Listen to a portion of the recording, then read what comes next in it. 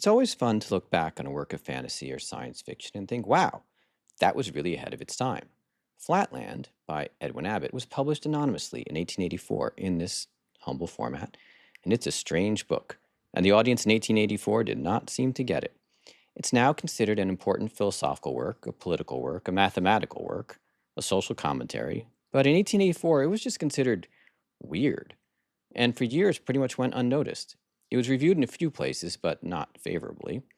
The New York Times called it a very puzzling and incomprehensible book, and a very distressing one, and to be enjoyed by about six, or at the outside, seven persons in the whole of the United States and Canada.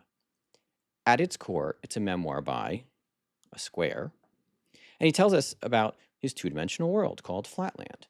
The world seems crazy to us, wise three-dimensional world people that we are, but Abbott does a good job explaining it. He even has uses the aid of diagrams and drawings, goes into a lot of detail.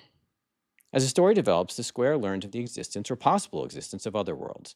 Here illustrated on the front, we have Spaceland, which is three-dimensional world, Flatland, one-dimensional Lineland, and what's really difficult to imagine, no-dimensional Pointland. But the really challenging thing is convincing someone, obviously in one world, that a world of different dimensions not only exists, but is even possible. If you're living in a two-dimensional world, what, after all, does a three-dimensional world even mean? I think the readers saw all this as irrelevant and confusing. But then Albert Einstein came along with his theory of special relativity, and not long after, scientists, and ultimately the public, became more comfortable thinking about space-time and the possibility of another dimension, and Flatland experienced a bit of a revival. The book only made more sense as the century progressed, and scientific talk began to entertain the possibility of more dimensions and even more universes. So here we have come full circle.